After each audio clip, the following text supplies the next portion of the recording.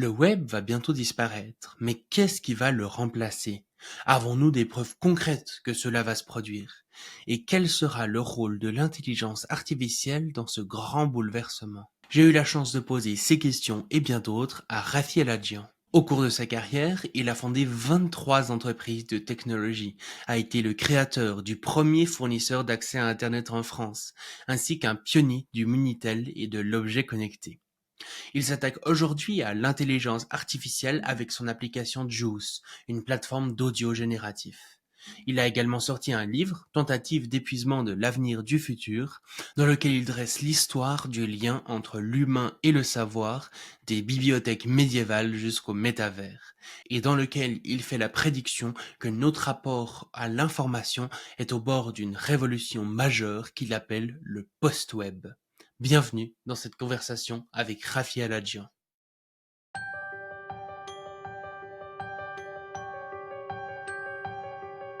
Bienvenue sur le Futurologue Podcast, le podcast pour comprendre les enjeux de demain. Bonjour Rafi et bienvenue dans le podcast. Bonjour, Shaiman. Donc pour commencer, est-ce que tu pourrais nous donner un petit peu, nous dire un petit peu ce qu'est selon toi le post-web et puis nous donner, disons, quelques exemples de ce à quoi ça pourrait ressembler concrètement. Le post-web, c'est un moment où l'information, la connaissance va venir à nous plutôt qu'on aille vers la connaissance. C'est-à-dire que jusqu'à présent, on a toujours eu, mais depuis le début, depuis l'homme des cavernes jusqu'au smartphone, il y a toujours eu un endroit où l'information se trouvait.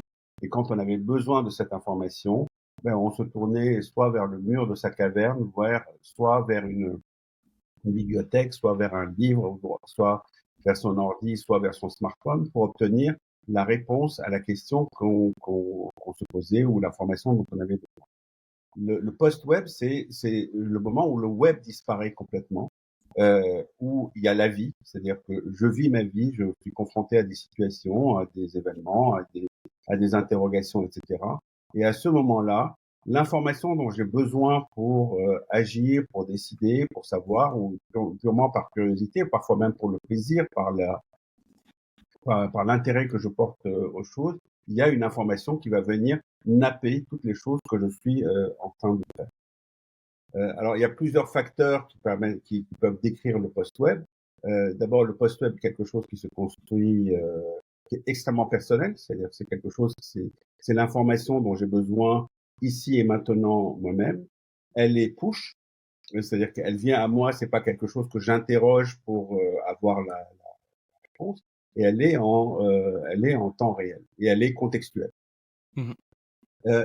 Et le post-web, en fait, il existe aujourd'hui. Il existe quelque chose aujourd'hui et il est extrêmement banal et il existe depuis pratiquement 20 ans. Tout le monde vit avec tous les jours et ça s'appelle le GPS. C'est-à-dire pour se rendre compte de ce que je décris avec le post-web, on n'a qu'à imaginer le post-web.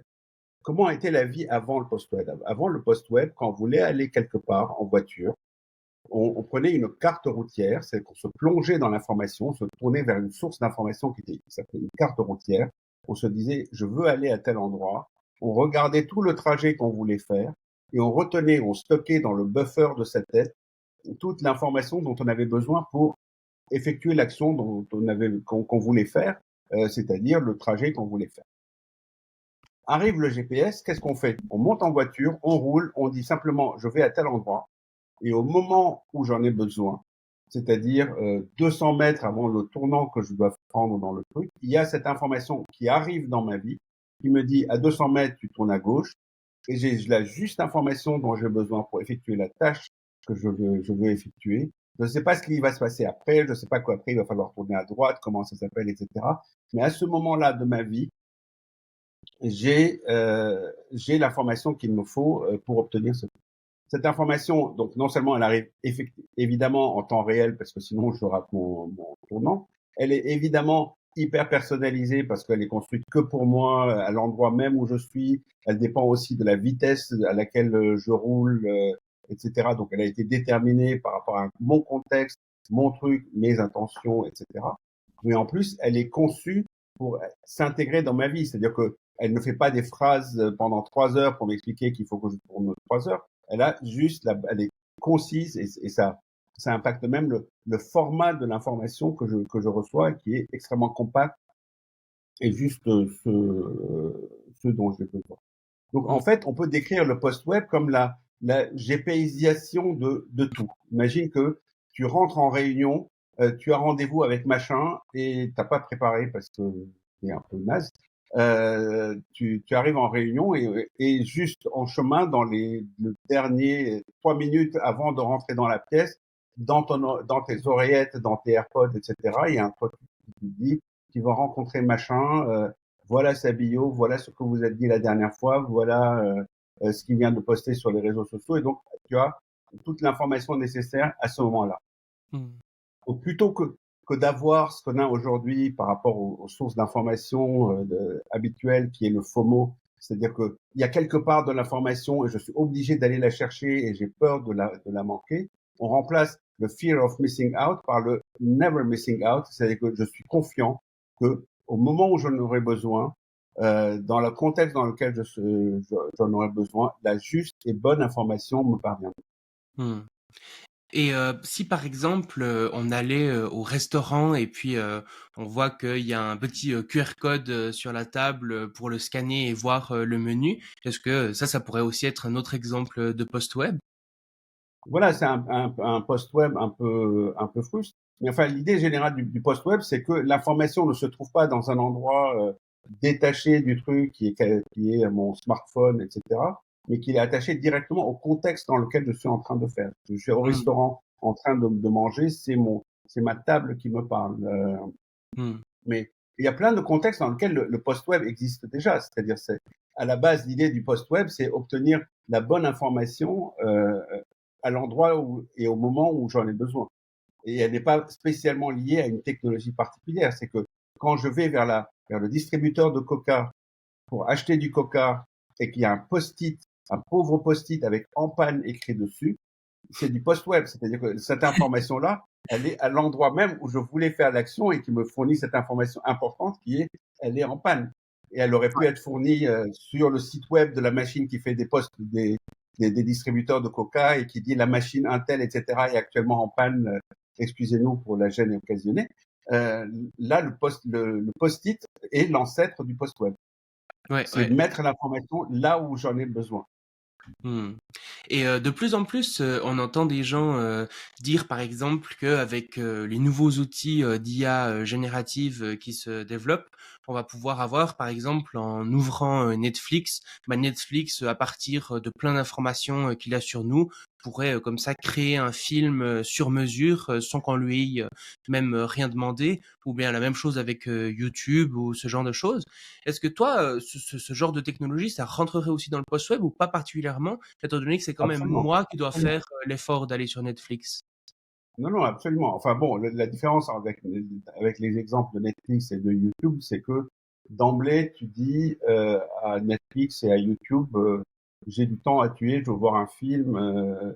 Donc c'est plus des illustrations de ce que l'IA générative en soi va permettre de faire, c'est-à-dire plutôt que de voir un film one size fits all, conçu pour tout le monde, plus ou moins calculé par rapport à un segment auquel on pense que j'appartiens, on va fabriquer le film qui exactement correspond à moi. Mmh. Mais l'exemple qui serait plus post-web dans cette même idée, c'est j'ai mes écouteurs sur mes oreilles, je remonte, je sais pas, le boulevard Richard Lenoir près de chez moi, qui est un boulevard un peu triste. C'est vers le soir, c'est en automne, il fait triste.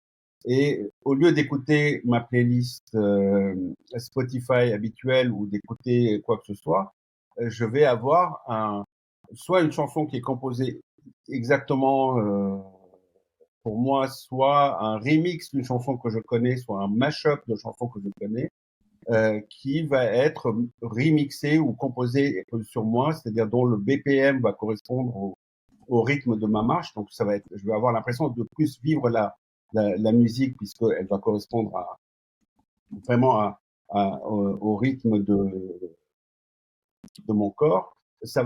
Ça va avoir le style, l'humeur de ce moment qui est un moment un peu emmerdant. Et d'un seul coup, ça va faire l'effet de ce que la bande originale d'un film a sur les images. C'est que dans un film, la bande originale, elle n'est pas conçue par hasard, c'est pas une playlist qu'on colle sur des images et puis ça marche au hasard. Elle est construite au millimètre pour traduire une espèce de surcouche d'informations, d'ambiance, etc., d'impression, parfois même d'annonce de ce qu'il va advenir à ça. Donc on peut avoir la bande originale de sa journée, même si c'est une journée extrêmement banale, qui se compose uniquement pour moi et de manière éphémère. Ouais, tout à fait. Et c'est un paradigme effectivement très très intéressant. Et donc euh, dans ton livre, tu expliques que le post-web ne peut pas se résumer, disons, à la réalité augmentée, un terme qui est de plus en plus à la mode aussi ces temps. En quoi on doit vraiment faire la différence entre le post-web et la réalité augmentée? Qu'est-ce qui les distingue? Bah, en gros, la réalité augmentée, c'est du post-web, mais le post-web, c'est pas de la réalité augmentée. Le problème, c'est que dès qu'on dit réalité augmentée, on a une espèce de déformation dans laquelle on imagine automatiquement que la réalité augmentée, c'est des lunettes ou des lentilles, que c'est forcément visuel, que c'est un dispositif, etc. Donc c'est extrêmement réducteur par rapport à l'idée qu'on se fait de l'effet. C'est que quand tu as un tournant comme ça technologique, il faut éviter de s'enfermer dans des termes trop réducteurs. Avant Hmm. qu'il y ait, par exemple, l'Internet des objets, auquel j'ai beaucoup partagé, avant que même qu'il y ait ce terme d'Internet des objets, on parlait de l'ère post-PC. C'est-à-dire, c'est pour ça que le post-web s'appelle le post-web. C'est que à partir de la fin des années 90, on a commencé à imaginer le post-PC. C'est-à-dire que qu'est-ce qui se passerait dans un monde où le PC ne serait pas le centre du monde comme il était à l'époque. Et, et c'est ça. Donc, ça permet d'élargir et d'ouvrir beaucoup plus largement l'imagination que de dire que si on avait dit ben, l'avenir du poste du PC, c'est le smartphone. Mhm. C'est que tu réponds directement par une solution, alors que c'est pas vrai. Le poste PC, c'est le smartphone et l'internet des objets euh, et les voitures connectées et les capteurs et les lapins connectés. Donc Mhm. le post-web, ça peut être des lunettes de réalité augmentée, mais d'une part, ça n'existe pas encore de manière satisfaisante et les conditions ne sont pas encore remplies pour que ça existe de manière satisfaisante. Mais en attendant, aujourd'hui, on peut faire de la réalité augmentée en audio, c'est ce qu'on fait chez Juice. Mais comme je l'ai dit, on peut faire du post-web avec des post-it. On peut faire du post-web avec toutes sortes de dispositifs, avec des QR codes. Et il faut comprendre, enfin, il faut arrêter de se poser la question en termes uniquement de technologie et d'outils, euh, mais de se dire c'est quoi l'enjeu, c'est quoi le but. Et le but, c'est vraiment quel est le meilleur moyen de fournir une information pertinente, personnalisée, temps réel euh, à, à chaque personne dans le contexte dans lequel il est. Mhm. Euh, et après, on voit quelles sont les technologies qui permettent de faire ça. Mhm. Évidemment, les lunettes de réalité augmentée, ça permettrait de faire ça vachement bien. L'IA générative est pratiquement indispensable parce qu'elle permettrait de formater le message, le contenu sur la partie de personnalisation du contenu. Elle joue un rôle indispensable. L'IA plus traditionnelle de machine learning est indispensable parce que avant de pouvoir délivrer cette information, tu dois analyser ce contexte, tu dois analyser le besoin de cet utilisateur, où il est, quand il est, comment je décide de ce que je vais lui dire, qui est la partie la plus difficile à la limite, la partie IA générative est assez facile. Une fois que tu sais ce que tu vas lui dire, il va juste faire le formatage de ton message. La reconnaissance de ce qui l'entoure, la reconnaissance de son environnement, la reconnaissance de tout, ça c'est extrêmement important. Et ça, c'est du machine learning classique. Elle n'est pas générative. Donc c'est pour ça que je trouve que parler de réalité augmentée, c'est réducteur. Ouais, tout à fait. Et donc, est-ce que tu adhères justement de plus en plus à ce discours qu'on peut entendre disant que, par exemple, l'Apple Vision Pro qui est arrivé comme ça, qui a été annoncé par Apple, est vraiment la next big thing qui va absolument tout changer, révolutionner nos Pas usages. du tout. Est-ce que pour toi, ça va être ça ou pas particulièrement? Pas du tout. Je trouve que dans sa forme actuelle, en tout cas, l'Apple Vision Pro est guère mieux que le métaverse de Zuckerberg. Il a de ses prétentions à la réalité augmentée, elles tiennent au fait que tu as cette caméra qui filme l'environnement et donc que les images que tu vois s'inscrivent par rapport à un fond de réalité qui est le fond de ton salon. Mais le problème principal du Vision Pro, c'est que dans sa forme actuelle, il est conçu pour être sédentaire, c'est-à-dire que, y compris dans toute la communication d'Apple, le poids de la batterie, la durée de vie de la batterie, etc. C'est un truc que c'est regarder la télé, c'est plus une super télé en 3D dans des conditions peut-être magnifiques, géniales, etc. Mais c'est une télé. Euh, et donc c'est la vraie définition de la réalité augmentée, c'est qui devrait être l'héritière du smartphone. Parce que la place à prendre, c'est qu'est-ce qui remplace le smartphone. C'est quelque chose que j'ai à tous les moments de ma vie. De la même manière que mon smartphone ne me quitte jamais. Il n'y a pas un instant de ma vie où j'ai pas mon smartphone. Et si je suis à un coin de rue et je sais pas où je suis, et je vais sortir mon smartphone pour trouver mon chemin. Si j'ai besoin de payer quelque chose, je le paye avec mon smartphone. Enfin, tu regardes tous ces trucs, mais tous ces micro-trucs que tu fais avec ton smartphone, si la nouvelle technologie qui arrive n'est pas capable de faire ça, c'est peut-être un bon truc, c'est peut-être un beau marché, un nouveau gros marché, de la même manière que le jeu vidéo est un énorme marché, mais c'est pas le next big thing. Ce dont on parle aujourd'hui, c'est qu'est-ce qui vient après le smartphone. Et c'est la seule chose qui m'intéresse. Le reste, peut-être qu'il y a du pognon à se faire, peut-être qu'il y a des milliards de gens qui veulent ça, mais c'est pas de next big thing. Pour que ce soit ça, pour que le Vision Pro soit ça, il faut que ça tienne dans des lunettes ordinaires comme toi et moi on en porte. Euh, Genre, c'est le premier truc que tu mets le matin en te levant, c'est le dernier truc que tu enlèves le soir en te couchant, que tu vois le monde toujours à travers ces lunettes. Donc d'abord, ça veut dire que tu as une batterie qui pèse pas 2 tonnes et qui tient au moins 16 heures par jour.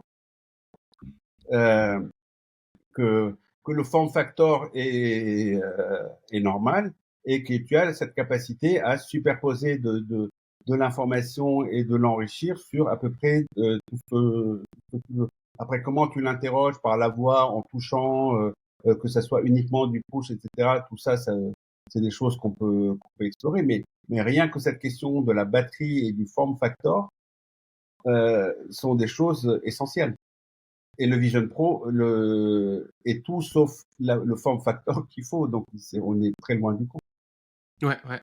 Oui, parce que il faut dire aussi que le post web, étant donné qu'il nécessite généralement que l'information en fait vienne à nous, bah, ça veut dire qu'on doit avoir des dispositifs techniques en permanence sur nous qui puissent nous donner ces informations, comme des AirPods dans les oreilles, des lunettes justement de réalité augmentée, ou même par exemple des bracelets de sensation haptique ou des choses comme ça. Ça nécessite Voilà. d'avoir en permanence ces dispositifs techniques avec nous. Voilà, on le voit beaucoup plus facilement aujourd'hui faisable à travers des AirPods ou une montre qui vibre de manière intelligente et significative que à travers des lunettes que je mettrais une demi-heure par jour. Parce que tant que je les mettrais une demi-heure ou une heure ou même 5 heures par jour, ça peut servir pour des usages particuliers, typiquement professionnels, c'est-à-dire pendant que tu accomplis une certaine tâche. Mais ça peut pas être le truc qui t'accompagne parce que tu sais pas à quel moment cette info va venir. Et c'était Mhm. ça la force du, du smartphone. C'est-à-dire que là où le smartphone a battu le PC, c'est que le PC, c'était un moment de ta vie où tu te plaçais devant ton, ton PC et pendant 2 heures, 3 heures, 4 heures, tu obtenais toute l'information dont tu avais besoin et après tu quittais ton PC parce que tu avais une vie à vivre par ailleurs et ces moments-là, tu n'avais pas d'infos. Alors que la force du smartphone, c'était que pendant les 2 minutes où tu attends le métro, pendant les 2 minutes où tu attends le dentiste, enfin le quart d'heure où tu attends chez le dentiste, quand tu es en train d'attendre pour faire pipi, tu as une demi-heure ou 30 secondes où tu as un micro-shoot d'informations qui arrive. Donc, Mhm. on est à ce niveau-là d'addiction d'information. Un truc comme par exemple le métaverse de Facebook, c'est un parc d'attractions, c'est un truc où tu vas de temps en temps, mais c'est pas le truc qui t'accompagne dans ta vie. Donc c'est anecdotique. Ouais, tout à fait. Et puis, un grand enjeu quand même qui se cache derrière le post-web, c'est étant donné que l'information qui va nous être donnée, c'est généralement une seule information en fait. On va faire une demande par exemple à une intelligence artificielle qui au lieu de classer les différents sites en fonction de ce qu'on veut ou ce genre de choses, bah, il y a vraiment un seul résultat de recherche qui va nous être donné. Et donc ça, j'imagine que ça a aussi des gros impacts sur le business model déjà de ces plateformes, puis sur notre propre autonomie en tant qu'utilisateur, étant donné que Google avait par exemple déjà réduit notre autonomie, étant donné que il nous faisait une liste de choses parmi lesquelles on pouvait choisir. Là, c'est carrément l'intelligence artificielle qui va choisir pour nous parmi cette liste, quoi. Oui, ça change complètement le truc et ça pose, comme tu le dis, deux types de problèmes. Le premier, c'est que jusqu'à présent, on était habitué à une obligation de moyens, c'est-à-dire que ça soit Google, mais ou Expedia ou TripAdvisor ou n'importe quel site, voir un site de rencontre. C'est-à-dire que sur l'ensemble des apps aujourd'hui qui existent, la valeur ajoutée était liée à la quantité. C'est-à-dire que je cherchais un hôtel, je disais je veux un hôtel là et paf, on me faisait la liste de 300 hôtels et donc un site était considéré comme de valeur parce que il se targuait d'avoir des milliers de trucs et donc il m'affichait toute cette liste-là, certes triée, je pouvais la trier dedans, je pouvais mettre des filtres dedans, mais lui, il n'était pas responsable. Lui, sa responsabilité, c'est simplement d'afficher plein de trucs. Là, dans le post-web, tu n'as pas la place, déjà même en termes de UI et d'expérience utilisateur, tu vas pas énumérer tous les choix possibles, tu peux lui en donner un, éventuellement un deuxième, c'est-à-dire que tu peux imaginer que en termes d'expérience utilisateur, tu vas donner une suggestion et l'utilisateur va dire j'en veux pas et tu vas en proposer un deuxième, mais tu peux pas en lister 20, 30, 200. Donc, tu as intérêt à pas te gourer sur ce que tu vas proposer. Donc, en termes de responsabilité pour le fournisseur de services, c'est extrêmement délicat. Et deuxièmement, ça change complètement le business model parce que cette capacité à lister des trucs extrêmement longs sur des pages et des interfaces qui étaient quand même assez bavardes, comme les résultats de Google ou les résultats de n'importe qui, comme tu donnais plein d'informations, tu pouvais mettre parmi cette liste des choses que l'utilisateur n'avait pas demandé, qui étaient typiquement de la pub et qui finançaient l'ensemble. C'est-à-dire que comme quand la liste est longue, tu peux rajouter des parasites. Quand ton message doit être très court, il n'y a plus de place pour les parasites, donc il n'y a plus de place pour de la pub. Donc, ça te réduit tes business models. Soit l'utilisateur paye pour l'information qu'il a, soit tu rentres dans un truc beaucoup plus pervers qui est que l'information que je vais pousser et suggérer est elle-même de la pub et elle-même entachée de quelque chose qui a été financé par un annonceur, avec le risque qui est la décrédibilisation du service lui-même et donc de la perte de l'utilisateur. Donc c'est quelque chose qui est extrêmement délicat. Si je soupçonne que chaque fois que je demande à TripAdvisor où je vais dîner et il me dit va chez McDonald's, je vais arrêter d'utiliser TripAdvisor. Mmh. Et un gros enjeu aussi derrière, j'ai l'impression, c'est que du coup, on va vers une sorte de culture personnalisée où du coup le mot culture n'aurait plus tellement de sens. Généralement, la culture, c'est quelque chose qui se partage. Par exemple, on regarde le dernier film à la mode pour en parler avec les autres, on écoute une émission de radio parce qu'il y a un artiste qu'on apprécie qui se fait interviewer, on lit un livre, même par exemple, on lit un livre complotiste parce que on a des amis complotistes qui nous l'ont recommandé puis qu'on a envie d'en discuter avec eux. Du coup, on se demande, est-ce que le post-web va toujours permettre ça, toujours permettre cette culture globale ou est-ce que tout sera personnalisé finalement? Le fait qu'aujourd'hui on a une culture qui est, c'est-à-dire de contenus qui sont partagés. Si j'écoute Let It Be des Beatles comme 1 milliard d'autres individus écoutent Let It Be des Beatles, c'est que aujourd'hui produire un contenu est quelque chose qui est difficile, qui est coûteux et qui prend du temps. Donc à un moment donné, quelqu'un ou un groupe de gens s'enferment, bossent pour fabriquer un contenu qu'on appelle une œuvre, à laquelle on donne un nom et qu'on vend sous sa forme définitive, fermée, à un grand nombre de gens. Mm. Donc c'est valable pour les livres, c'est valable pour l'info, c'est valable pour la musique, c'est valable pour à peu près tout ce qu'on connaît. Et tout ça, ça existe au départ pour des raisons industrielles, c'est-à-dire que on ne sait pas fabriquer un contenu pour une personne à un moment donné. Il fallait depuis le début de l'imprimerie, on s'est dit il faut que j'imprime un livre à 1000 exemplaires, sinon je peux pas. Parce que je le copie pas à la main, c'est une machine qui le fait. Donc je vais faire 1000 fois le même livre, et donc il y a un type, il va écrire un livre et 1000 personnes qui vont lire ce même livre qui aurait été écrit par cette personne. Le résultat induit, c'est que les 1000 personnes qui ont lu ce livre, ben, ils vont partager une expérience, un contenu, peut-être une opinion commune, et créer un sentiment de communauté. D'ailleurs, si on regarde l'histoire du livre, c'est assez intéressant. C'est parce qu'on a inventé le livre que les langues européennes se sont figées. C'est par exemple la langue ou l'orthographe de la langue anglaise, elle a été figée au moment de l'invention de l'imprimerie. Il y avait des millions de façons d'écrire l'anglais qui était un mélange de néerlandais et de français. Mais à partir du moment où il a fallu écrire le même livre pour plein de gens, il a fallu se mettre d'accord sur la façon dont on écrivait l'anglais. Et donc, les gens se sont retrouvés obligés de parler la même langue que leurs voisins. Et petit à petit, ils se sont dit, mais si on parle la même langue, c'est peut-être qu'on est les mêmes gens. Et comme on est les mêmes gens, peut-être que c'est le même pays. Et du coup, cette idée même de nation, du fait qu'on est une communauté, etc., cette idée de nationalisme, elle est née pour des raisons à la base industrielles qui étaient qu'on était obligé de fabriquer la même chose pour plein de gens. Et donc, tous ces gens-là pensaient être les mêmes parce qu'ils lisaient les mêmes contenus. Alors là, la révolution qu'on vit avec l'IA générative, c'est que ça casse ce modèle industriel. Aujourd'hui, on peut fabriquer un contenu pour chaque individu et même à chaque moment. C'est-à-dire que cet individu, à l'intérieur même de sa vie et des moments de sa vie, peut avoir des contenus très différents selon son humeur du matin et son humeur de l'après-midi. Et donc, s'adapter. Et ce contenu peut être éphémère et disparaître dans l'instant où tu l'as écouté. Donc, est-ce que le sentiment de communauté existe? Probablement beaucoup moins, mais on se rend compte qu'il existe déjà de moins en moins. Que c'est pas une vraie cassure. Au début de Netflix, au début de l'explosion des séries sur les plateformes, il y en avait assez peu. C'est-à-dire que il y avait de la chance quand tu regardais des séries comme je sais pas, 24 heures chrono ou Game of Thrones ou Breaking Bad.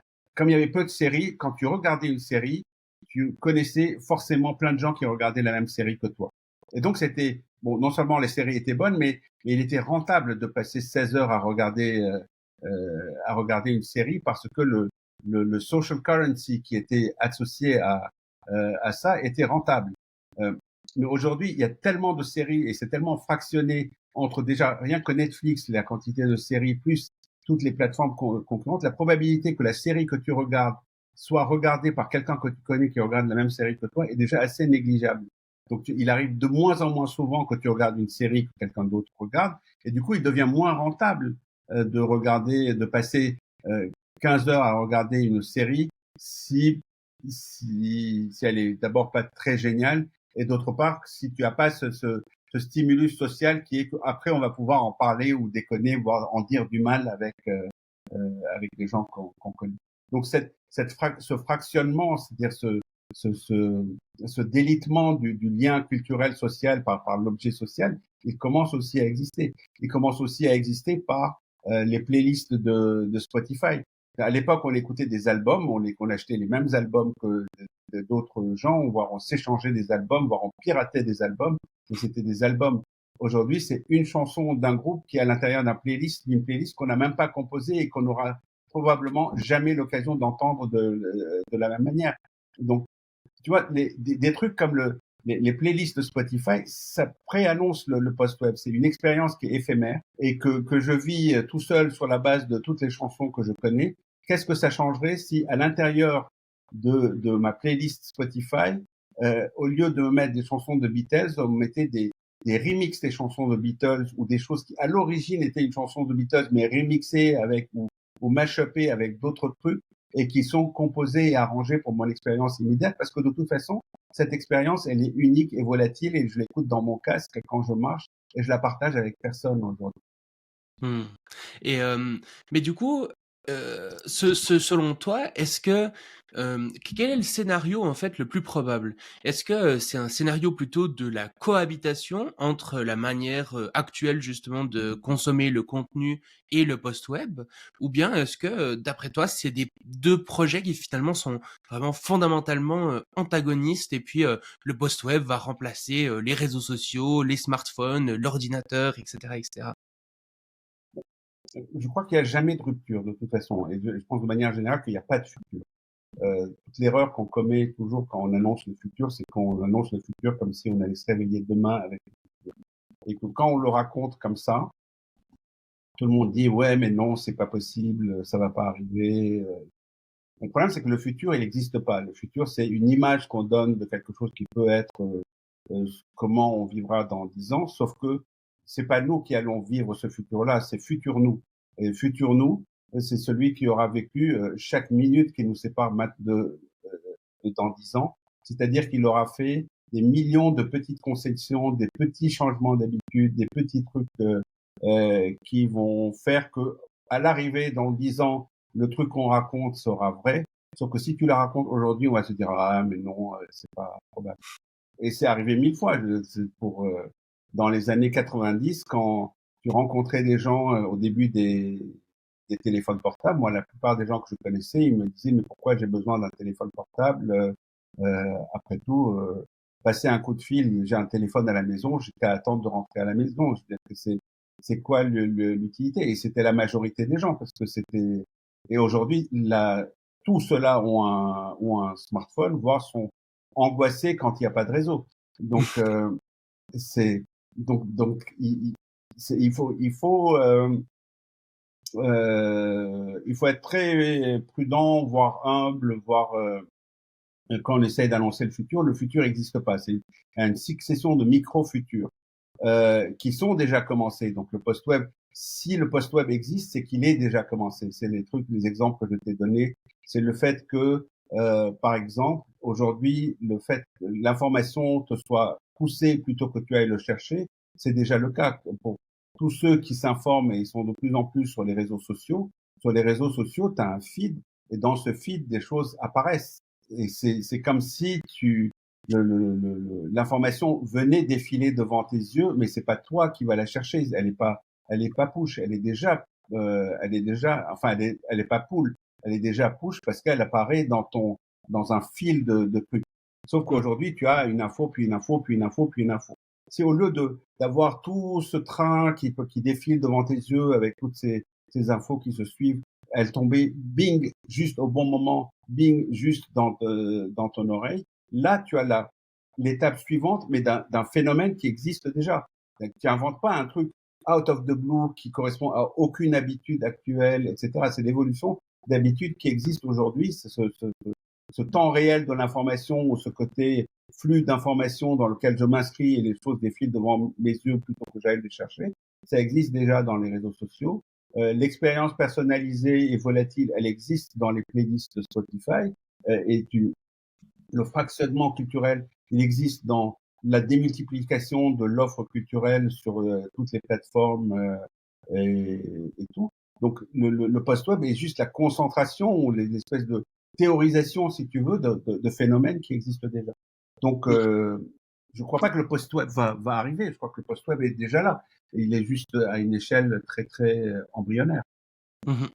Mais très concrètement, par exemple, est-ce que tu imagines, que, je sais pas, par exemple, les youtubeurs, continueront à créer des vidéos, de façon, relativement similaire à aujourd'hui malgré tout? Il y aura une communauté autour d'eux où ils pourront, voilà, faire des vidéos comme ça ou, des séries Netflix qui existeront malgré tout? Ou bien est-ce que, vraiment ça va, complètement, en fait, remplacer la façon dont on consomme le contenu actuellement?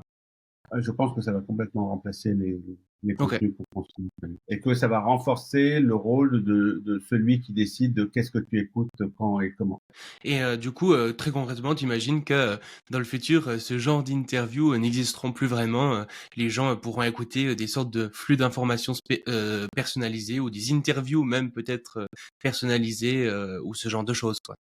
Oui, et je pense que cette forme-là, d'ailleurs, de bavardage ne va plus exister, de la même manière que les livres vont arrêter d'exister.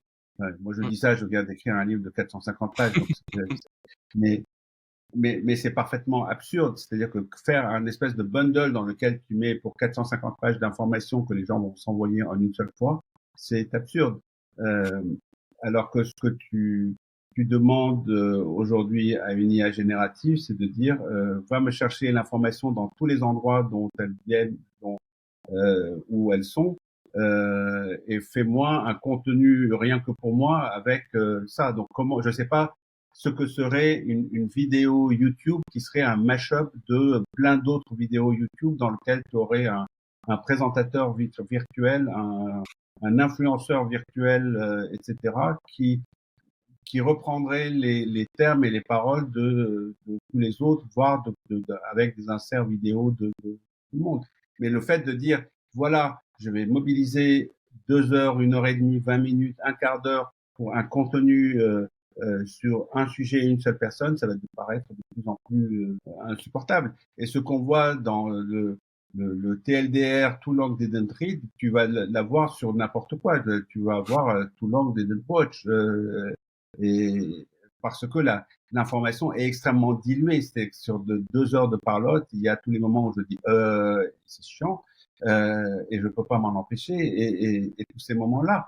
Donc tu vas vouloir avoir beaucoup plus d'informations de manière concise et donc tu vas avoir ces machines à mashuper, à réduire le truc. C'est là où l'IA générative est intéressante. Euh, Aujourd'hui, on parle de plus en plus de l'IA générative comme capable de produire de plus en plus de contenu, mais le jeu consiste pas à produire de plus en plus de contenu.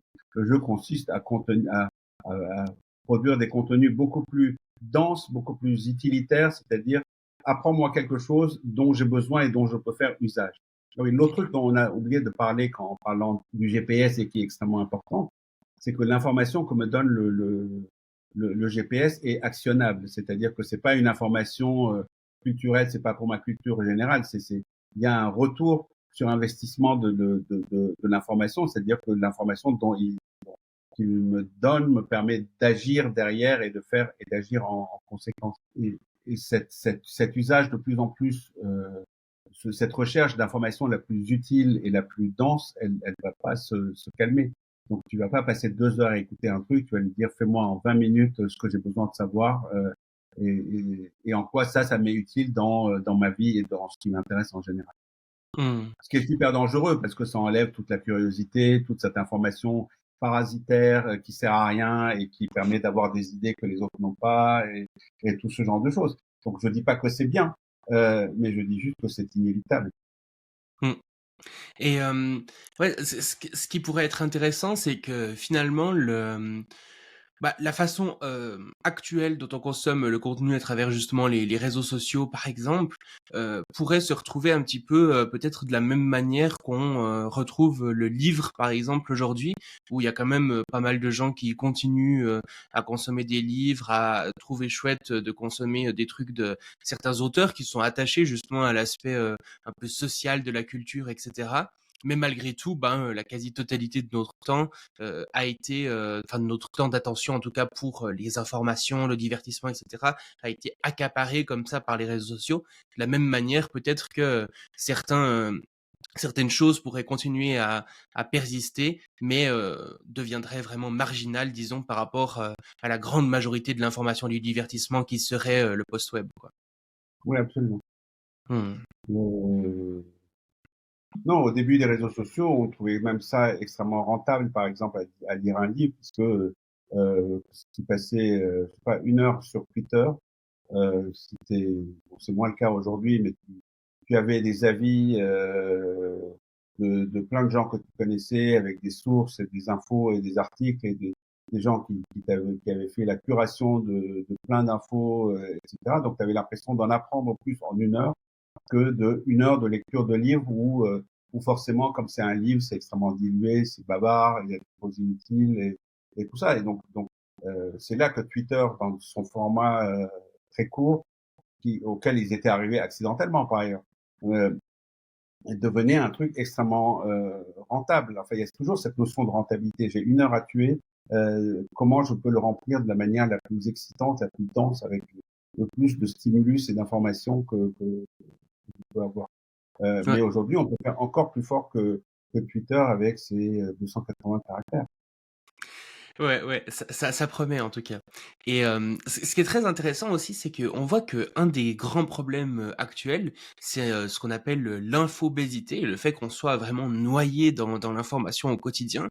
Souvent, des gens n'arrivent plus à suivre ou même cette information peut devenir trop anxiogène et du coup, des gens décident de couper court tout d'un coup pendant quelques jours de toute information. Je trouve que tu décris typiquement dans ton livre très bien justement cette infobésité dans laquelle on vit aujourd'hui. Mais ce qui te distingue peut-être de d'autres personnes qui écrivent sur le sujet, c'est que selon toi, du coup, la solution en fait viendra pas d'une sorte de régime de l'information justement, mais du post-web. Du coup, pourquoi est-ce que selon toi, il y aurait pas de régime? Et puis surtout, en quoi est-ce que le post-web pourrait vraiment être une solution à ce problème? Ben, pour faire une comparaison avant, c'est dans du temps où nous étions des chasseurs-cueilleurs dans la lande. Ben, si tu sortais pas tous les jours pour aller chercher de la maison, de ta cave pour chasser le bison et cueillir des trucs et ramener chez toi, ben, tu étais mort de faim parce que tu es sûr que la bouffe, elle allait pas venir à toi directement. Et donc, je suppose qu'il vivait avec cette angoisse permanente de il faut que j'aille chercher cette info. Et aujourd'hui, dans l'ère du web, on est dans ce truc-là, qui est que si je ne vais pas chercher l'info va pas venir à moi, la bonne info va pas venir à moi, et peut-être, et donc je suis obligé de me taper toute l'info qui passe, etc. Des fois, à l'intérieur de toute l'info qui passe, il y aura l'info qui, le moment venu, si les circonstances se présentent, je vais en avoir besoin. Donc, on a ce besoin de gavage, etc., parce que le système est inefficace, en fait. Il te déverse toute une tonne d'informations que tu es obligé de gober et tout, et à la fin, peut-être qu'une information sur tout ça va être utile.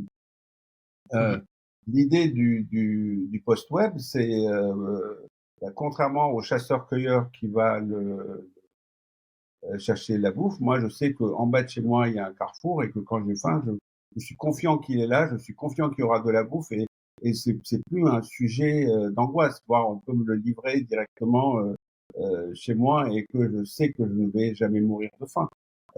Et l'idée, c'est remplacer le FOMO par le NEMO, c'est comment je peux être confiant que au moment où j'en aurai besoin, j'aurai la meilleure info qui soit. Que Mmh. soudain, il est 19 heures, on est vendredi, le truc que mon système me donne, c'est la meilleure fête, la plus géniale à laquelle il faut que je sois absolument, que j'aille absolument. Et je suis pas obligé d'aller euh, voir tous les réseaux sociaux pour voir toutes les fêtes qui ont lieu ce vendredi soir pour savoir celle à laquelle je vais aller, sinon je passe pour un con. Donc il va juste me dire la bonne fête. Et à partir du moment où j'ai confiance dans ce système, ce qui est la partie la plus difficile enfin, je veux dire, je dis pas que c'est facile d'atteindre ce truc à la fois techniquement et surtout de la part de la confiance à laquelle les, que les gens voudront leur attacher, ben, ça dégage cette angoisse de il faut absolument que je me gave d'informations parce que je risque de rater un truc parce que cette info elle est pas tamisée. Mmh. Oui, parce qu'on voit que Google a vraiment permis comme ça une sorte d'abondance d'informations, notamment qui a succédé du coup à Yahoo ou des trucs comme ça. Et maintenant, bah, du coup, on arrive vraiment dans l'après Google. Et un truc que je trouve vraiment chouette aussi dans ton livre, c'est que tu prends l'exemple de quelqu'un qui s'appelle le Saint Jérôme. Et justement, tu dis que le post-web finalement pourrait à quelque part nous rendre tout aussi, comment dire, tout aussi, ouais, justement à quelque part, en ayant toute l'information autour de nous comme ça, qui nous arrive, directement, heu, on est serein à quelque part. On est beaucoup moins dans, ce truc, très, violent presque de nos sociétés actuelles, dans laquelle on doit s'informer tout le temps et cetera. Puis il y a vraiment une surenchère de ça. Là, on est beaucoup plus serein, on sait qu'on aura l'information en temps voulu à quelque part, comme, saint Jérôme. Est-ce que tu pourrais, détailler un petit peu ça? Voilà, donc il y a trois héros dans mon livre. Le premier, c'est comme tu l'as dit, Saint Jérôme de Stridon. Alors Saint Jérôme de Stridon, c'est pas n'importe qui, c'est un des pères de l'Église chrétienne, c'est celui qui a traduit la Bible du grec en latin, qui a créé la Vulgate. Donc il y a des portraits de lui dans tous les grands musées du monde. En fait, mais pour tout ça, on s'en fout. Euh, pour ce qui nous intéresse, on raconte que Saint Jérôme connaissait par cœur tous les livres de son époque. Alors, je ne sais pas si c'est vrai ou si c'est pas vrai, mais on le raconte, et rien que le mythe de Saint Jérôme qui connaît tous les livres de son époque et qui les a dans sa tête est extrêmement intéressant. Il est extrêmement intéressant parce que ça veut avoir tous les livres dans sa tête, c'est comme si tu avais le cloud dans ta tête. C'est toute l'information du monde qui est stockée dans la tête et du coup tu peux vivre en mode avion. Tu n'as pas besoin de te connecter à un réseau puisque tu as tout stocké localement. Euh, et par ailleurs, tu n'as même pas besoin d'une interface d'interrogation, d'un truc, d'un écran, des boutons, ni la voix. C'est dans ta tête et quand tu as besoin de quelque chose, paf, il est déjà là et juste tu l'approches et juste tu continues à agir, etc. Donc, en termes de design d'interface ou d'expérience de technologie de l'information, tu as ton modèle zéro, c'est-à-dire que c'est l'homme idéal, c'est ce que on cherche depuis des millénaires à reproduire, c'est ce fantasme du Saint Jérôme initial, c'est-à-dire l'homme qui sait les choses au moment où il a besoin de les savoir, en fournissant le moins d'efforts possible pour y accéder. Mmh. Donc pour la petite histoire, je trouvais ce truc tellement fascinant du type qui sait tout, que tout mon livre, je l'ai écrit en mode Saint Jérôme. Donc j'ai voulu faire cette expérience qui est écrire entièrement le livre sans jamais avoir recours à aucune recherche sur le web, jamais aller sur Wikipédia, jamais consulter une source, tout raconter uniquement à partir de ce que je sais, justement pour faire un peu le bilan mais à la fin, qu'est-ce que je sais? C'est-à-dire que Mmh. de tous les livres que j'ai lus, de tous les trucs que j'ai consultés, appris, utiles, futiles dans ma vie, au bout de 60 ans, qu'est-ce qui reste dans ta tête? Et donc ce gavage, cette infobésité et tout ça, et, et c'était rigolo de faire ça. Et donc à la fin, tu te rends compte que les choses que tu retiens le plus facilement et que tu connais le mieux, c'est les paroles de chansons. Donc il y a beaucoup de paroles de chansons dans mon livre, quelques citations, mais ça permet de faire le bilan de qu'est-ce que tu sais et qu'est-ce que ce modèle de je vais chercher l'info partout doit me faire l'expérience en live. Mmh. Bon, le troisième personnage de mon livre, c'est Steve Jobs, c'est beaucoup plus convenu et ça nous intéresse moins ici. Donc, l'idée du post-web, c'est d'arriver à ce Saint Jérôme 2.0, c'est-à-dire à partir du moment où j'ai un dispositif, est-ce que c'est des oreillettes, est-ce que c'est des lunettes, est-ce que c'est des implants dans le cerveau, est-ce que c'est peu importe le dispositif qu'on met, mais qui est capable juste de m'injecter, me faire voir, me faire entendre la bonne info au moment où j'en ai besoin, etc. On arrive à réaliser pleinement ce fantasme du Saint Jérôme. Je suis quelque part, je suis en train de faire quelque chose, j'ai besoin de savoir quelque chose et ce quelque chose est là. Il arrive à ce moment-là et j'ai même pas conscience qu'il arrive à ce moment-là, j'ai l'impression qu'il a toujours été là. Ouais, ouais, ouais. Et ce qui est très, très intéressant, c'est que, vers, la fin de ton livre, finalement, tu exposes une, discussion comme ça justement entre, Saint Jérôme qui, vraiment est en plein, post-web et il y a le Bouddha comme ça qui arrive vers lui et qui lui dit que finalement la réalité est déjà augmentée sans technologie et que finalement cette dernière peut-être même l'éloigne encore plus de la véritable connaissance. Voilà. Et je trouve vraiment intéressant que tu aies terminé ton livre, en tout cas le passage sur le post-web avec, ouais, avec cette petite histoire. Pourquoi est-ce que tu as choisi de finir sur ce passage? Bah, d'abord parce que ça donne toujours l'impression, enfin, quand le problème de quand on écrit un livre, surtout quand on écrit des trucs sur la technologie, on a l'impression que il y a deux types de livres. Il y a des livres qui disent l'IA c'est le futur, c'est génial, youpi, on va guérir le cancer, ça va être génial, il y aura plus de guerre, tout le monde va s'aimer, on va tout savoir. Et ceux qui disent c'est affreux, etc. On peut écrire des livres dans lesquels on dit ça va être comme ça parce que c'est déjà comme ça, sans être ni pour ni contre, juste dire l'évolution naturelle des choses, c'est que ça va être comme ça. Et donc, je voulais pas finir sur un truc où on dit youpi, génial, l'IA, vive le futur, euh, et s'amuser à casser ce dont on vient de parler et de le mettre en perspective. C'était extrêmement important. Sinon, on finit par faire un livre de winner du futur et c'est pas du tout ce que je voulais faire. Déjà, tout le projet est absurde. Le projet d'écrire un livre de 450 pages sur le post-web est un projet absurde en lui-même. Donc, je suis un type de l'ancienne culture, c'est-à-dire que ce que j'aime, moi, c'est justement l'infobosité. J'aime le fait qu'on apprend plein de trucs, y compris inutiles, parce que c'est toujours rigolo à mélanger. Tout mon livre est un hommage à cette connaissance inutile. Donc, dans mon livre, on apprend toutes sortes de choses, y compris comment on fait le biryani d'agneau. Voilà, cette religion technologiste, c'est pas moi. Donc, il fallait qu'à la fin, je casse un peu mon choix. Mmh.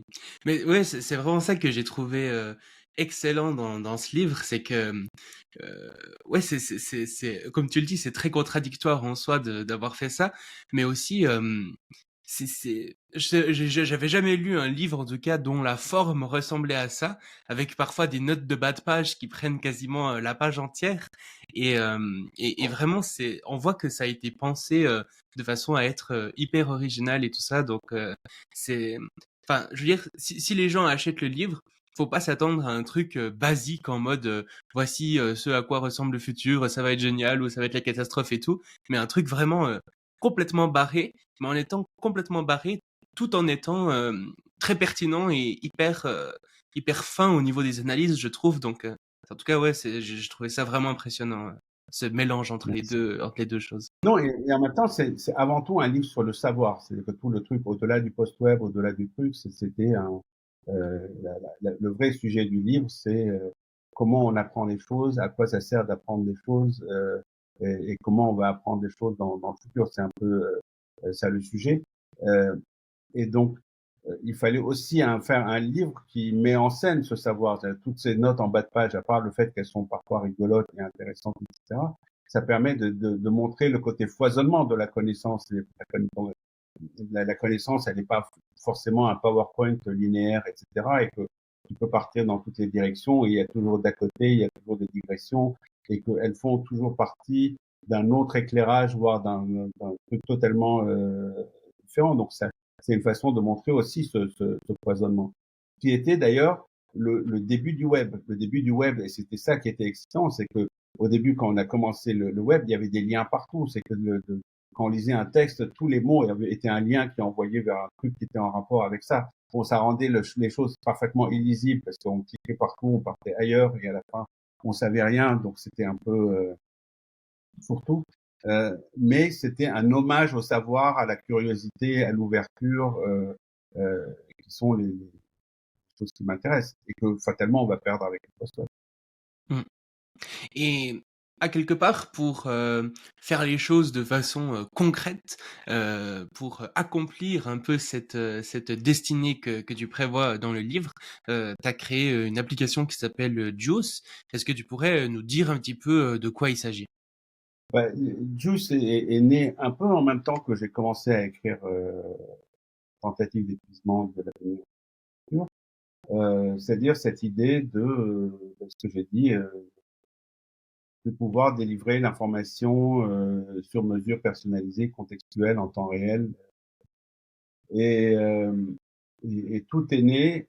Donc c'était en 2017. À l'époque, on parlait beaucoup des Google Glass, donc de l'avènement futur de la réalité augmentée. Sauf que les Google Glass avaient ce problème, outre d'acceptabilité sociale, parce que tout le monde les appelait Google Glass Phones, et, et d'autonomie de batterie où qu'elle durait une demi-heure et on pouvait rien en faire de réel dans la vraie vie. Et, euh, et un soir, j'ai dîné avec mon copain Félix, qui est vieux comme moi. Et après, il me dit, tiens, regarde, maintenant, je porte une prothèse auditive. Et il me montre sa prothèse auditive et je trouve ça super fascinant parce que le truc était hyper minuscule, juste derrière l'oreille avec un microfilm dedans. Et il me dit, ce machin-là, il a une autonomie de batterie de 16 heures, tellement que j'oublie parfois que je le porte, et je prends ma douche avec et c'est un problème. Donc lui, il avait 16 heures d'autonomie et il me dit, euh, euh, et puis il ne filtre que certaines fréquences, c'est-à-dire que j'entends à la fois le bruit ambiant du monde extérieur, mais il y a certains sons qui sont corrigés et accidents. Donc il était dans une situation d'augmentation, c'est-à-dire qu'il avait à la fois la réalité qui était perçue par son oreille qui était défaillante, plus l'injection d'informations supplémentaires qui étaient retraitées par son truc qui venait dessus. Donc c'est la définition même de réalité augmentée. Donc Félix, sans le savoir, avait un device de réalité augmentée dans son oreille, qui tenait 16 heures par jour là-dessus et que n'importe. Donc la technologie permettait de le faire. Bon, lui, il avait honte parce qu'il était vieux et que c'était une prothèse. Donc, et juste derrière, Apple sort les AirPods qui font la même chose que ce que Félix avait. Bon, avec l'autonomie de batterie un peu plus courte, mais avec le mode transparent qui apparaissait sur les AirPods, tu pouvais entendre la vie à l'extérieur, plus ce que donc les écouteurs n'étaient plus un endroit où tu t'isolais, où c'était un moment où tu étais renfermé sur toi à écouter ta musique ou à écouter n'importe quoi. C'était un moyen d'injecter une information de son par-dessus ce que tu étais en train de faire dans ta vie de tous les jours. Et il y avait l'absence de fil. Et l'absence de fil, c'est énorme. Parce que quand tu enlèves le fil, tu perds la conscience que tu as les trucs. Quand tu es empêtré dans tes fils de tes écouteurs, tu sais que tu as un truc, tu n'es pas dans une situation normale et tu les enlèves. Mais quand tu n'as pas tes fils, tu oublies que tu les as. Voire tu les sens plus, voire quand tu les enlèves, tu as l'impression qu'ils sont toujours là. Tu as cette espèce d'AirPod fantôme dans les oreilles. Donc je me suis dit, mais les conditions sont remplies pour pouvoir faire de la vraie réalité augmentée sur du temps, mais il faut le faire en audio et pas le faire enfin, on est très loin de pouvoir le faire de manière visuelle puisque les Google Glass, c'est juste avant qu'ils arrêtent de les faire. Donc, d'où c'est parti de ça, avec cette idée on va faire Jiminy Cricket. Jiminy Cricket dans Pinocchio, c'est mon assistant personnel qui est sur mon épaule et qui me parle à l'oreille pour me donner les meilleurs conseils pour à chaque moment de ma vie dans ce que je fais. Au départ, ça s'appelait Jiminy Cricket, sauf que c'est déposé par Disney, donc on peut pas appeler ça comme ça. Après, ça s'est appelé JC, mais ça faisait Jésus-Christ, et donc JC est devenu Jules. Et l'idée est toujours celle-là, c'est-à-dire celle d'un assistant audio personnel que j'écoute tout le long de la journée, qui me construit un programme sur mesure selon mes propres préférences, dans laquelle il va mélanger à la fois des infos, les podcasts, la musique que j'écoute en les mixant ensemble. Donc c'est comme si il construisait une radio personnalisée qui va évoluer selon ce que je suis en train de faire, où je suis lors de la journée, mes préférences, mais surtout qui va me fabriquer des programmes directement pour moi. Donc avec de l'IA générative, avec les nouvelles générations de voix de synthèse qu'on a commencé à développer depuis 2020. Donc les modules comme ça qu'on appelle des Juice Apps qui sont générés en temps réel au moment où j'écoute sur ce que je suis en train de faire. On a quelque chose qui s'appelle l'essentiel de l'info, qui est un bulletin d'information classique avec des les infos de l'instant, mais la façon dont ces infos me sont présentées, d'une part, s'adapte à mon niveau de langage, c'est-à-dire que selon que j'ai 12 ans ou que j'ai 60 ans, il ne parle pas le même français, il va adapter son niveau de détail, son niveau de vocabulaire, son niveau de truc à la présentation de l'info, de la même manière qu'aujourd'hui tu choisis d'écouter France Culture ou Hugo Décrypte, et il va pas il va pas te présenter la même info de la même manière parce que c'est des publics différents qui ont des vocabulaires différents. Donc il y a une adaptation du vocabulaire à celui qui écoute. Et il y a même un truc qui m'amuse beaucoup, ses opinions politiques modifient selon ce que tu veux. Si tu lui dis je suis d'extrême gauche, je suis écolo, je suis d'extrême droite, il va te colorer euh, ta présentation de ton info selon ce dont tu as besoin. Donc, tu n'as pas besoin de changer de chaîne pour aller sur C8 ou sur Mediapart. C'est que ton truc prend la coloration politique que tu lui as donnée et je peux te fabriquer Cyril Hanouna si tu veux. Donc, c'est ce genre d'expérience qu'on fait sur Juice qui est je te fabrique un contenu ce contenu se génère rien que pour toi au moment où tu l'écoutes. Et c'est évidemment du temps réel parce que c'est de l'info. On t'écrit même des histoires dont tu es le héros où tu combats des zombies avec Steve Jobs et l'actu du moment et dans la rue où tu habites réellement et avec les rendez-vous que tu as dans ton agenda. Euh, donc c'est toutes ces choses-là enfin, dont on a parlé sur le post-web, sur l'idée de fabriquer une série Netflix sur mesure, tu l'as aujourd'hui sur 12. Mmh. Ouais, j'invite les auditeurs et auditrices à tester Juice au moins, c'est disponible partout et au moins tester parce que effectivement c'est vraiment original et c'est très amusant aussi je trouve à tester. Enfin, on voit que comme dans ton livre d'ailleurs, il y a ce truc un peu de prise de recul, de pas se prendre trop au sérieux non plus, qui rend l'application vraiment sympa à utiliser, je trouve. Et je me demandais, comment tu as quand même grandement contribué au paradigme des objets connectés en créant, voilà, l'un des premiers avec ce petit lapin. Est-ce que aujourd'hui tu dirais que ce paradigme justement des objets connectés a un peu passé les différentes couches comme ça de l'innovation? Est-ce qu'aujourd'hui on arrive à une sorte d'aboutissement finalement de ce paradigme qui a été lancé il y a plus de 20 ans? Ou est-ce qu'il y a encore du chemin à faire là-dedans? Non, je crois qu'on arrive au bout. On arrive au bout de deux manières. On arrive au bout parce que d'abord, on n'en parle plus. C'est une bonne chose. Quand on arrête de parler de quelque chose, c'est devenu normal. Parfois, quand je cite des trucs de l'Internet des objets, les gens se rendent même pas compte que c'est de l'Internet des objets. Mon exemple préféré d'Internet des objets, c'est sur le quai du métro, dans le moindre arrêt de bus, c'est le fait que tu as un afficheur qui te dit le prochain bus, le prochain métro est dans 1 minute, dans 3 minutes et dans 4 minutes. Les gens regardent ça en premier, euh, voir quand il... Et donc, l'objet connecté, en l'occurrence, c'est le métro lui-même qui signale sa présence dans le truc et qui s'affiche. Euh, et, et c'est tellement banalisé dans l'usage quotidien que d'abord on pense pas que c'est de l'internet des objets et d'autre part ça a fait ce que voulait faire l'internet des objets, c'est-à-dire donner du sens à des choses du quotidien qui au départ étaient des boîtes noires. Avant ça, quand tu attendais un bus ou un métro, tu allais à l'arrêt, tu attendais et à un moment donné le métro arrivait et tu savais pas quand il allait arriver. Tu me diras, tu t'en foutais de savoir quand il arrivait, tu pensais qu'il allait arriver à un moment. Aujourd'hui, on a cette info et on a cette dépendance à cette info.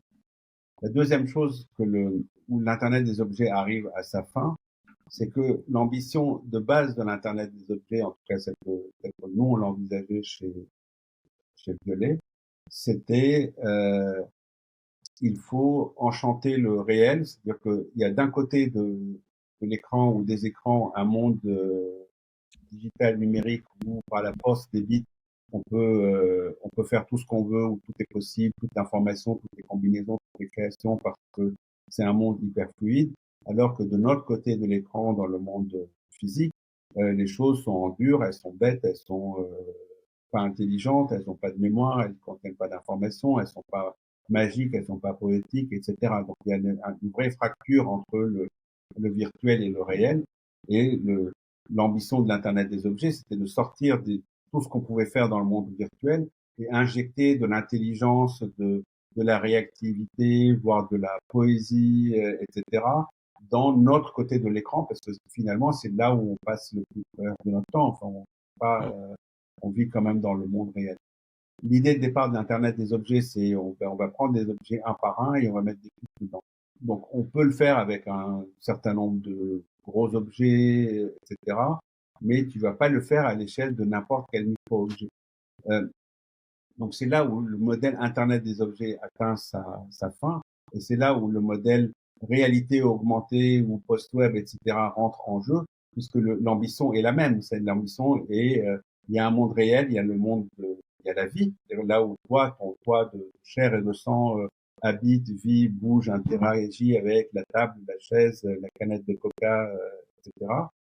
Et comment je peux donner du sens à cette partie-là de ta vie. Je ne vais pas mettre une puce sur chaque canette de coca. On a essayé, faut pas le faire. En fait, tu peux mettre un QR code, mais ça suffit pas. Euh, et la façon beaucoup plus scalable de résoudre ce même problème, c'est la réalité augmentée. Donc la réalité augmentée n'est pas une nouvelle truc, c'est la perpétuation d'une même préoccupation sous une autre forme.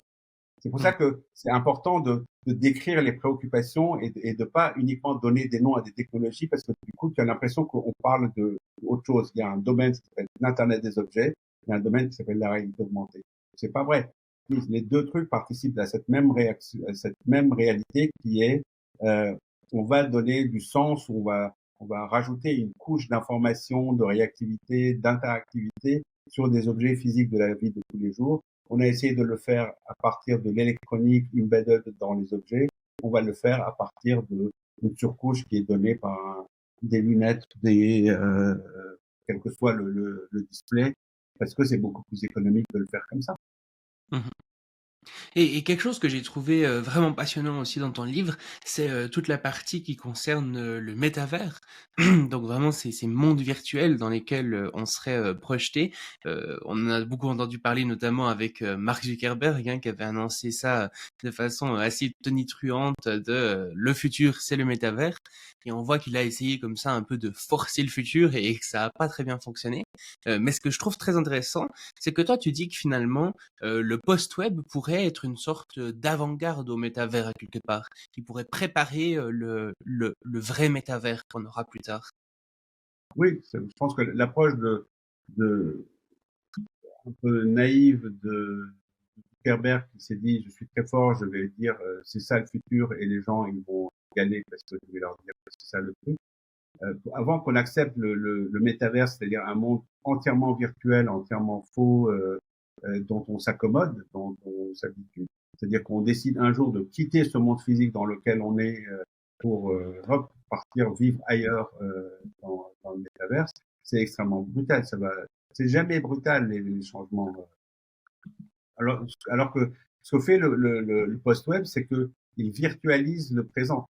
C'est-à-dire que pas tout de suite, mais au fur et à mesure que le post-web et la réalité augmentée vont s'installer, c'est qu'on va plus savoir dans l'expérience qu'on est en train de vivre, dans les choses qu'on est en train de voir, qu'est-ce qui est réel et qu'est-ce qui n'est pas réel. Alors, au début, on va le voir parce que simplement parce que les générations qui vont vivre cette transition vont être habituées à un monde d'avant, du monde du physique, et ils vont détecter les trucs qui ont été rajoutés, qui ont été physiques.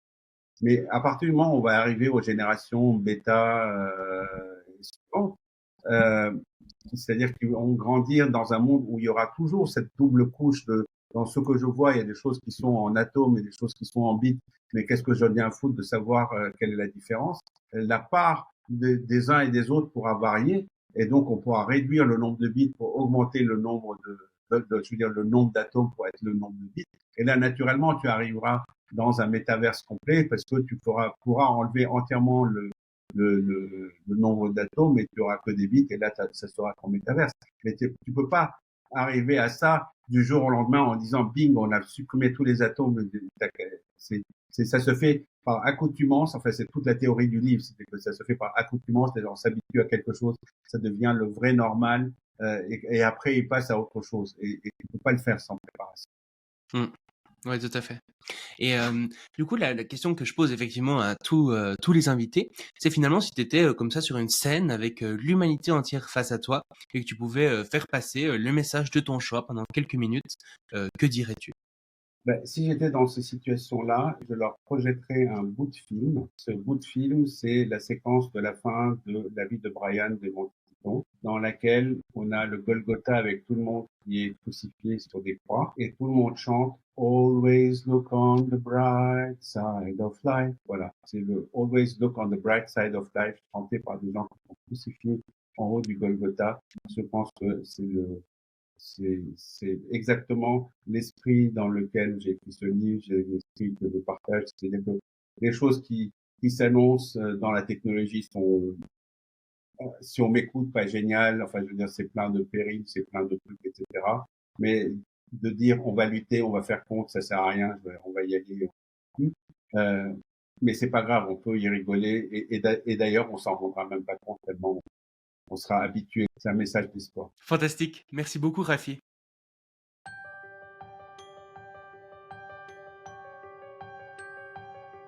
Merci d'avoir écouté le Futurologue Podcast, le podcast pour comprendre les enjeux de demain.